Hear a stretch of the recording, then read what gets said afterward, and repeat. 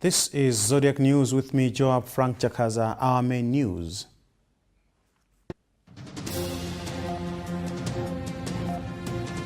President Mutharika says has no intention to appoint a second vice president or increase his cabinet beyond 20.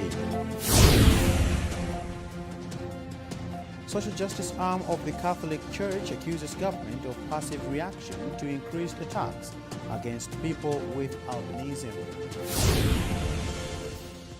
Uncertainty still lingers on payment of primary school teachers' leave grants dating back to 2013.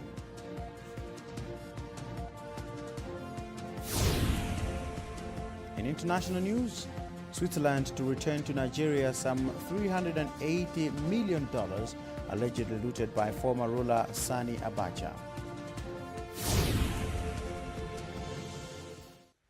I'm Joab Frank Chakaza. Details coming in a moment. Information Minister Kondwani Nankrumah says President Peter Mutharika neither has intention to appoint a second vice president nor reshuffle the cabinet in order to increase its size beyond 20. The minister's remarks come hot on the heels of revelations of a caution against the same, which Public Affairs Committee Chairperson Felix Chingota made in a one-to-one discussion with President Mutharika held at Kamuzu Palace last Thursday. We have got a report.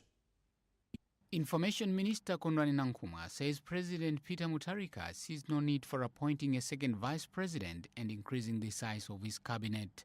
He argues that the decision to reduce the size of the cabinet is in the spirit of the reforms which Mutharika is championing to improve service delivery and stop waste of public resources.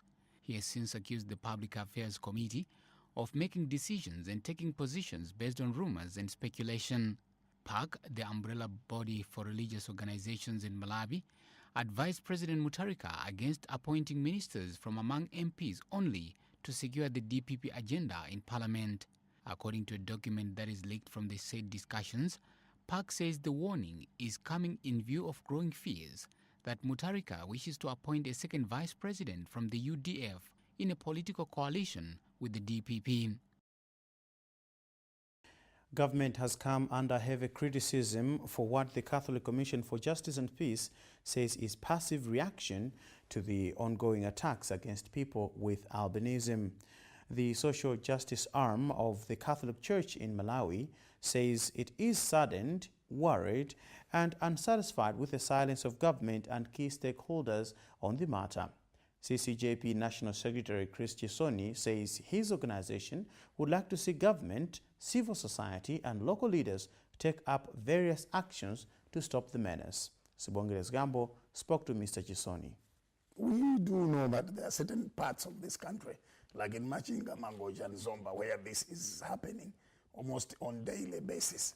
And probably that's where the population of ALBINOS are in large numbers. So we are imagining, not even imagining, we are proposing that government, if you take the mode of the way government responded to issues of floods just some 2 months ago, we expect them again to commit their time and resources and energies to declare that this is a state of disaster for the sector of ALBINOS in this country, because these are part and parcel of the population of this country.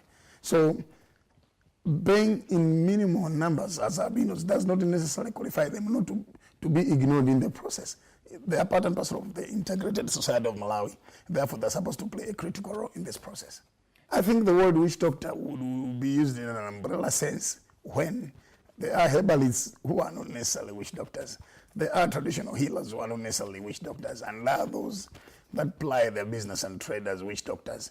So if we are supposed to put in place a piece of law, that piece of legislation must ensure that it provides for space for the traditional herbalists to ply their business, because we have the Ministry of Education, of Health, which is overstretched with a lot of clinics that are not running due to shortage of personnel and shortage of drugs. Consequently, a good number of the Malawian society depends on traditional healers for their medicinal access.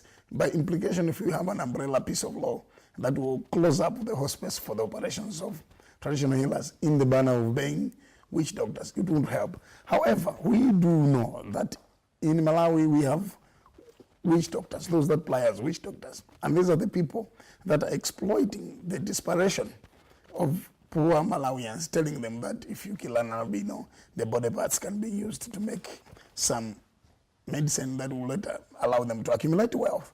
And that's what government can try to prevent. Maybe before we make the law is to provide relevant civic education to different people across the country, letting them know that there isn't any difference between somebody who is not an albino like me and an albino, that their body parts should warrant any mystical, magical powers that will make them rich.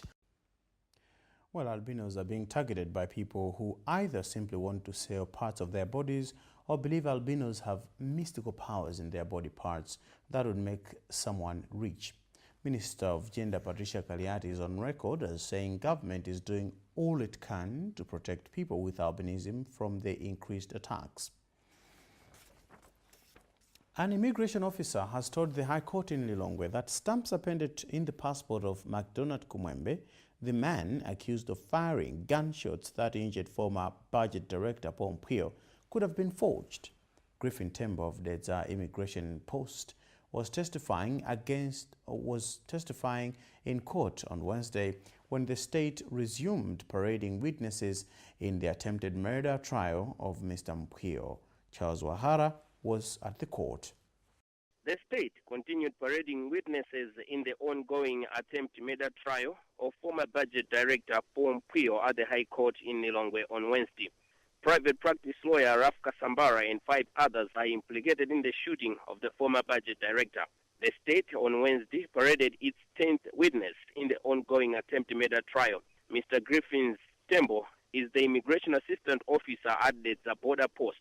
The state witness told the court that passport records of the 4th accused, Mr. McDonald Kumwembe, whose passport number is MA 160418, or number 718548-9, which indicate that he entered Malawi on September 14, 2013, is doubtful, though the passport was stamped with immigration seal. The passport also has an immigration stamp which indicated that on 30th August 2014, Kumwembe exited Malawi through Mwanza border, but immigration offices do not have this, as well as his name on record that he traveled outside Malawi using the 2 borders. Mr. Tembo told the court that it is doubtful that Mr. McDonald Kumwembe exited and entered Malawi on the stamped dates. Meanwhile, the state, through Director of Public Prosecution, Mary Kachale, made an application for the revocation of bail for the second accused, Mr. Robert Kadzua. The state prayed the court that the second accused, Mr. Robert Kadzua, must have his bail revoked. This is because he has missed 2 consecutive 3 trial sessions. Judge Michael Ntambo has now revoked bail, which means Robert Kadzua has to be caged. Former budget director Paul Mpio was shot outside his house on September 13, 2013, an event which seemed to have revealed the massive plunder of government resources at Capitol Hill, later labeled Cashgate. From Lilongwe, this is Charles Wahara. Meanwhile, private practice lawyer Yambani Molemba was arrested by ACB on Monday for facilitating laundering of Cashgate money, and he has been released on bail. ZBS has established that the only mortuary on Likoma Island is yet to be rehabilitated after its roof was blown off in a hailstorm in February. The development is forcing relations to collect bodies of their deceased for burial immediately they die. Administrator at St. Peter's Hospital, Mr. Francis Vuma, says rehabilitation process is underway. Mosase Cheo has filed this report. In a normal scenario, this is what qualifies to be a mortuary. Traveling to Likoma Island, however, we find that the only structure that is called a mortuary on the district leaves a lot to be desired. This is the district's only health facility, St. Peter's Mission Hospital. There is no government hospital here. Besides, this structure has not been operational since February 6, when it was damaged in a hailstorm. The development is forcing relations to collect bodies of their deceased for burial immediately they die, which is contrary to some traditions here. Administrator at St. Peter's Hospital, Mr. Francis Vuma, has told Zodiak that they are doing all they can to rehabilitate the mortuary as soon as possible. You're watching News on Zodiac. We still have more to come shortly after this break.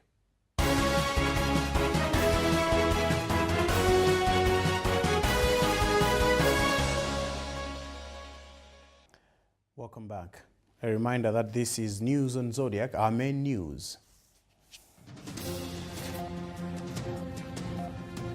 President Mutharika says has no intention to appoint a second vice president or increase his cabinet beyond 20. Social justice arm of the Catholic Church accuses government of passive reaction to increased attacks against people with albinism. Uncertainty still lingers on payment of primary school teachers' leave grants dating back to 2013. In international news, Switzerland to return to Nigeria some $380 million allegedly looted by former ruler Sani Abacha.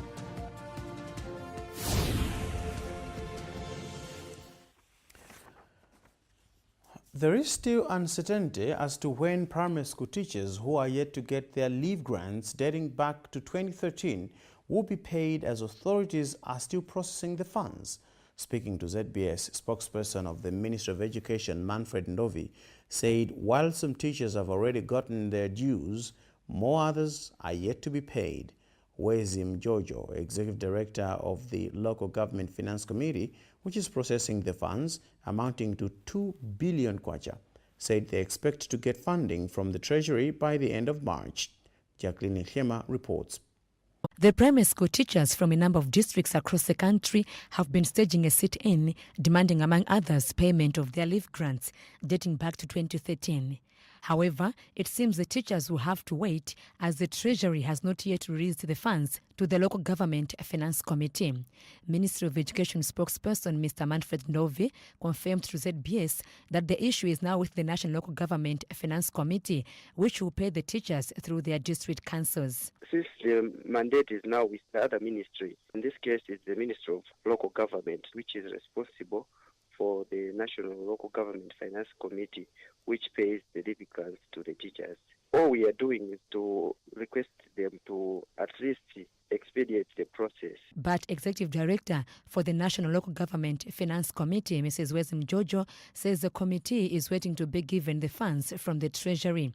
She said that a last meeting held with officials from the Ministry of Finance, the committee was assured that it will get the funds in the March allocations and has assured that payment will begin once the funding is submitted. From the committee, our main interest is on the leave grants. That's what we handle. And on the leave grants, we have the assurance that within the March funding, the allocation will be made to the councils for the payment of leave grants. So that's what we are waiting at the moment. The teachers' strike has affected learning in government schools as pupils have been left unattended for weeks.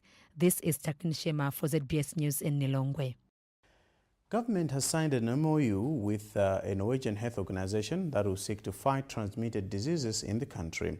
The Public Health Institute of Malawi under Ministry of Health has entered into the partnership with the Norwegian Institute of Public Health. Robert Kalua has filed this report. It has been demonstrated through experience in more than 80 countries that national public health institutes have a great potential to overcome public health challenges and improve the public health status of the population in the countries where they've been established. This is why Malawi has also moved a step forward in strengthening the National Public Health Institute by now signing an MOU with Norway on a partnership for the project. Head of the Public Health Institute of Malawi, Dr. Austin Mutambara, says the MOU will help contain outbreaks that are happening globally.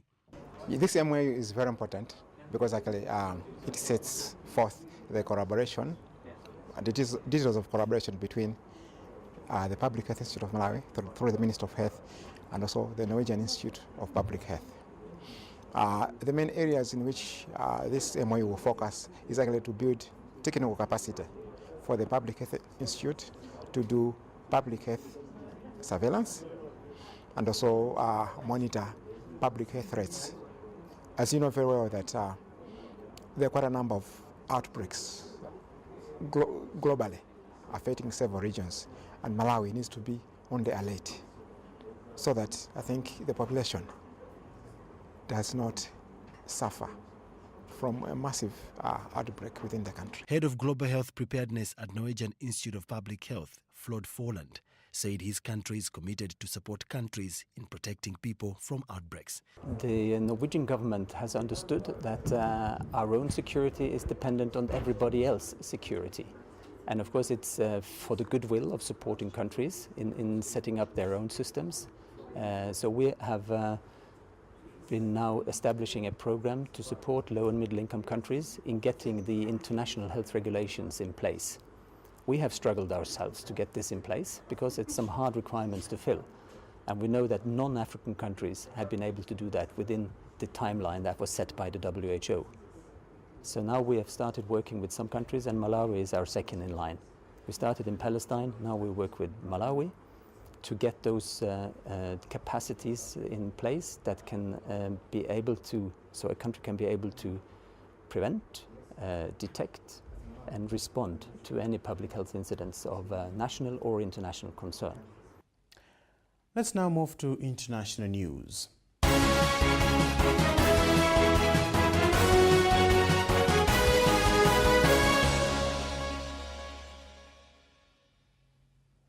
Switzerland will return to Nigeria some $380 million allegedly looted by ex-military ruler Sani Abacha.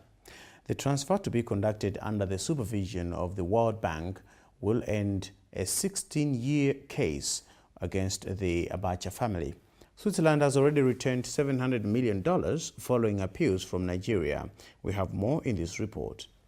Nigeria's new rulers asked Switzerland to help it recover $2.2 billion that Mr. Abacha had reportedly stashed in European bank accounts.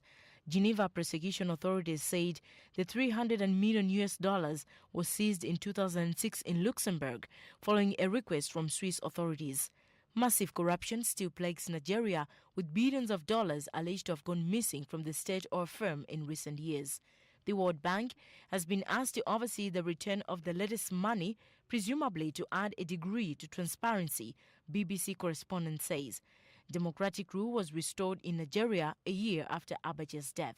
Many Nigerians saw him as one of the country's most repressive rulers. Prime Minister Benjamin Netanyahu's right-wing Likud party has won a surprise victory in Israel's election. With most votes counted, Likud is said to be on a course to take 29 seats in the 120-seat parliament, the Knesset with the Zionist Union on 24 seats. If confirmed, this would indicate another coalition government led by Mr. Netanyahu. More in this BBC report. Earlier exit polls had suggested a dead heat with centre-left Zionist Union.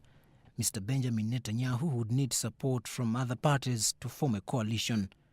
In a speech to his jubilant supporters in Tel Aviv after Tuesday's polls closed, Mr. Netanyahu said he had already spoken to the leaders of other parties about forming a new government without delay. He described the vote as a great victory for Likud, which had trailed the Zionist Union in opinion polls in the run-up to the election. BBC's Middle East editor Jeremy Bowen said Israeli opinion polls told the wrong story yet again.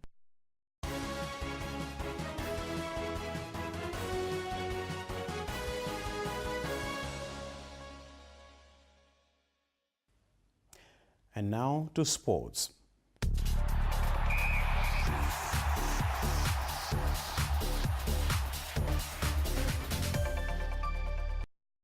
Civil Service United has suggested that Football Association of Malawi should mete out punishments to teams that deliberately fail to implement club licensing rules.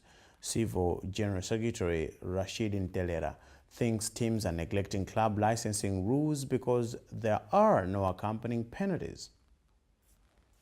What is needed is enforcement of these issues. As Caspar laid down, I mean, this thing started 2007 when somebody from Ghana came here talking about the same club licensing. 2009, those Lilongwe declaration stipulated what these issues should be. 2013, on 1st April, we had a meeting at Chiwembe. Sulom Farm, they were there. We had the same presentation which Caspar gave today. Later on, she visited clubs with the same information. So there has been quite a lot of talking about this. But the enforcement of what is supposed to be there, I mean, it's not there. So there's no incentive because for the clubs to adopt it, because they know whether they will adopt it or not, the status quo will be as it is. So, I mean, if you know that there are no consequences, why should you do it? Meanwhile, Football Association of Malawi FAM has warned clubs against ignoring club licensing rules. Club licensing manager Caspar Jangale says teams have been given enough time. The time has come. It's mandatory for clubs to be part and parcel of the club licensing. The choice is theirs, either to be part of the club or part of the league or to be left out. And when they are left out, they should not make noise because they've been given a grace period. And what we're saying as FAM, we're not coming up with radical changes. We want to move together. They can also suggest, after leading or going through club licensing regulations, to say, what's the best practice for Malawi? How can we move our game? Then you find that, this change that should come from FIFA, CAF, and FAM, we even come from them. They will own it. But when you don't own a thing, that's when you see a lot of people, you find a lot of people complaining. They're complaining because they are afraid of change. But once they accept change and they take change head on, you find that it's the image of the game, it's the game itself that will benefit. And at the end of the day, a lot of people will be interested in our local game.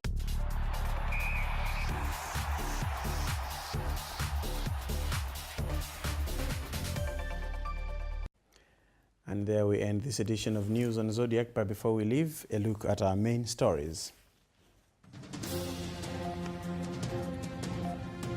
Social justice arm of the Catholic Church accuses government of passive reaction to increased attacks against people with albinism.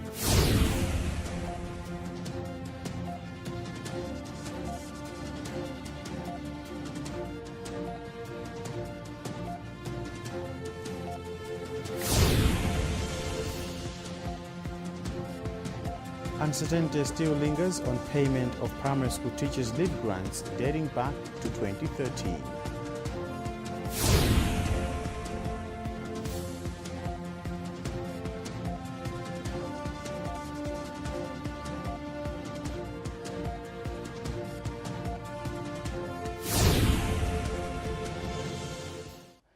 Well, that is how we wind up today's news bulletin. You've been with me, Joab Frank Chakaza, and from me and the team, it's goodbye and good night.